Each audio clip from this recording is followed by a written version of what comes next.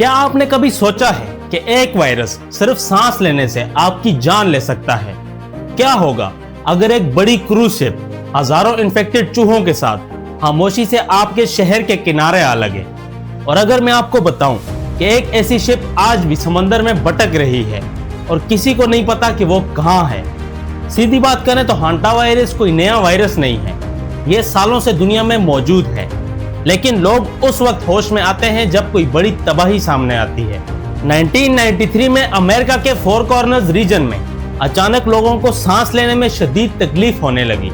Doctors हैरान थे, families खौफजदा थी और कुछ ही दिनों में जवान और सेहतमंद लोग मौत का शिकार होने लगे। किसी को समझ नहीं आ रहा था कि आखिर हो क्या रहा है। फिर तहकीकात शुरू हुई और जवाब एक ऐसी जगह मिला जहां किसी ने सोचा भी नहीं था। तो फिर सवाल यह है, यह वायरस आता कहां से है? जवाब सिंपल है, चूहों से। जी हां, वही आम चूहे जो घरों में घुस आते हैं। हांटा वायरस उनके ब्लड, यूरिन और ड्रॉपिंग्स में मौजूद होता है।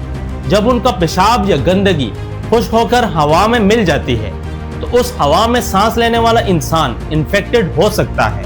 एक बात याद रखिए कि हांटा वायरस आमतौर पर इंसान से इंसान में नहीं फैलता, इसलिए यह ट्रेडिशनल पेंडेमिक की तरह नहीं होता। लेकिन इसका मतलब यह बिल्कुल भी नहीं है कि यह कम खतरनाक है। इस वायरस की सबसे डेंजरस फॉर्म को हांटा वायरस पल्मोनरी सिंड्रोम यानी HPS कहा जाता है।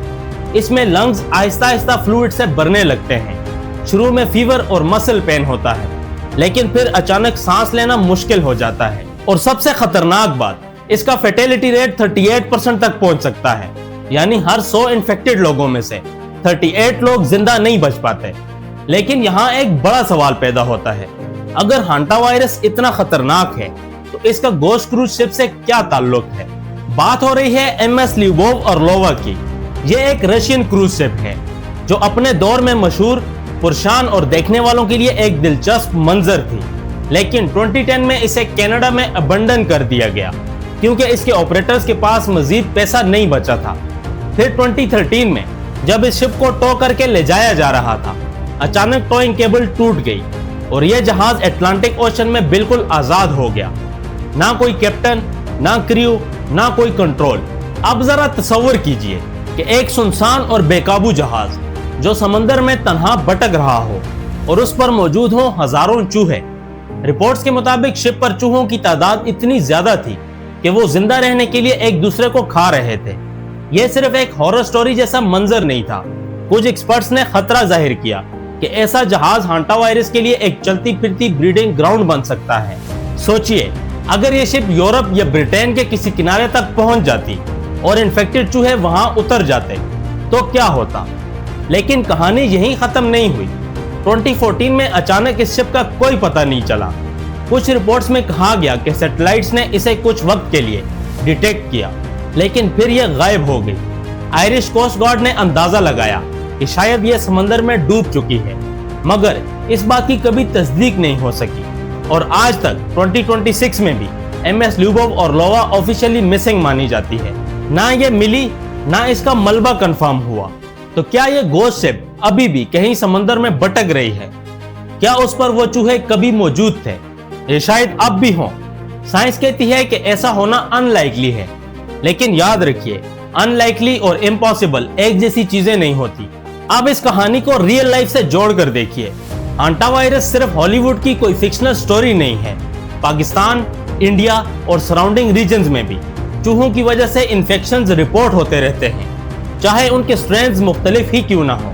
पुराने घर, बंद स्टोर रूम्स, गोडाउन्स, अनाज के वेयर हाउसेज और खेतों के करीब मौजूद जगहें, ये सब चूहों के लिए परफेक्ट हाइड आउट्स होती हैं।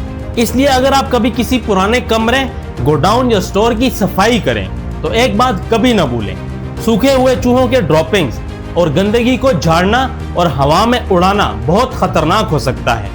एक्सपर्ट्स का कहना है कि पहले उस जगह को ब्लीच या डिसइंफेक्टेंट से गीला किया जाए, फिर एहतियात के साथ साफ किया जाए, क्योंकि जब ड्राई ड्रॉपिंग्स हवा में मिक्स होते हैं तो उनके पार्टिकल्स सीधा इंसान के लंग्स तक पहुंच सकते हैं। लेकिन शायद इस पूरी कहानी की सबसे गहरी बात यह है कि नेचर हमेशा इंसानी कंट्रोल में नहीं होती।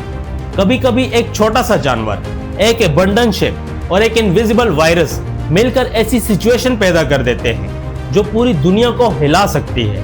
और सबसे हैरत अंगेज बात, इस कहानी में कोई सुपर हीरो नहीं था, कोई मैजिकल क्योर नहीं थी, सिर्फ किस्मत और शायद अटलांटिक ओशन के तूफान जिन्होंने इस शिप को इंसानी आबादी से दूर रखा।